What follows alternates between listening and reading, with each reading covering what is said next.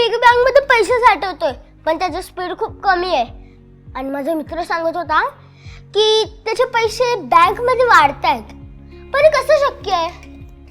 आर्यन, मीरा, बँका केवळ तुमचे पैसे सुरक्षित ठेवत नाहीत, तर व्याजाच्या स्वरूपात ते वाढवतात देखील. आता मी तुम्हाला बँका कशा काम करतात ना, त्याचे प्रकार काय ते समजावून सांगते. बँक ही केवळ पैसे ठेवायची जागा नाही, तर ती अर्थव्यवस्थेचा एक महत्त्वाचा भाग आहे, जी बचत करणाऱ्या लोकांना निधी आवश्यक असणाऱ्या लोकांशी जोडते.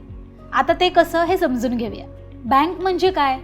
तर बँक ही एक आर्थिक संस्थान आहे, जे तुमचे पैसे सुरक्षित ठेवते, चोरी किंवा नुकसानापासून संरक्षण करते.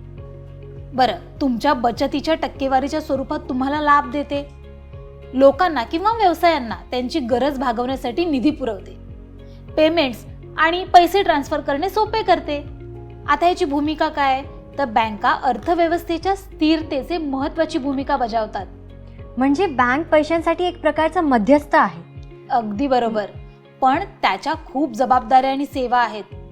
बँक कशा काम करतात?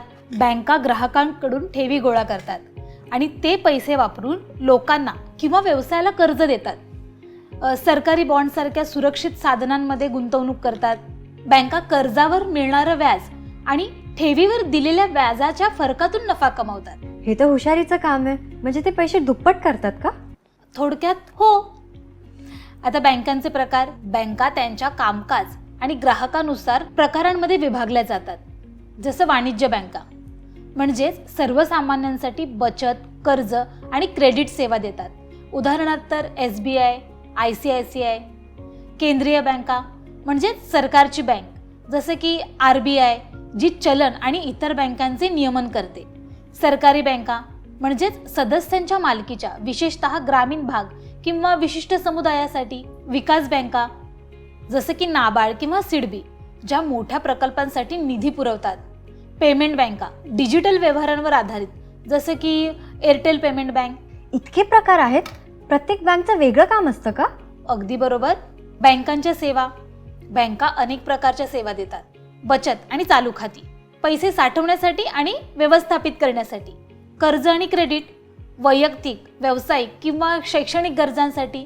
डिजिटल बँकिंग म्हणजेच UPI, मोबाईल ॲप्स आणि नेट बँकिंगद्वारे सेवा. आर्थिक योजना, संपत्ती व्यवस्थापन आणि गुंतवणूक सल्ला.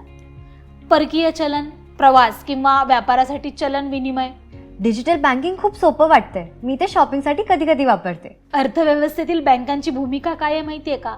बँका आर्थिक वाढीसाठी महत्त्वाच्या आहेत, कारण त्या बचतीचे गुंतवणुकीत रूपांतर करतात, व्यवसाय वाढवण्यासाठी मदत करतात, चलन पुरवठा नियंत्रित करतात, महागाई आणि व्याजदरांचे नियमन करतात, पायाभूत सुविधा पुरवतात, रस्ते, रुग्णालय आणि शाळांसारख्या प्रकल्पांना निधी पुरवतात.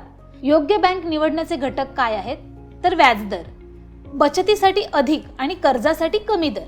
सुलभता म्हणजे किती शाखा आहेत, ATMs किती आहेत, डिजिटल प्लॅटफॉर्म कुठले आहेत. विश्वास म्हणजे त्या बँकेची प्रतिष्ठा आणि ग्राहक सेवा गुणवत्ता.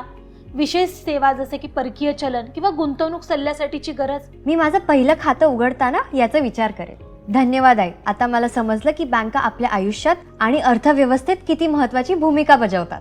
मीरा, आर्यन, बँका केवळ बचतीपुरत्या नाहीत, तर तुमचे पैसे वाढवण्यासाठी आणि व्यवस्थित ठेवण्यासाठी आहेत. आई, मला पण ते लहान मुलांचं अकाउंट खोलून दे ना. म्हणजे मी माझे सगळे पिगी बँकचे पैसे त्या अकाउंट मध्ये टाकणार. बरं, आपण उद्या जाऊया बँकेत. आता खूप वेळ झालाय, झोपायला जा दोघी.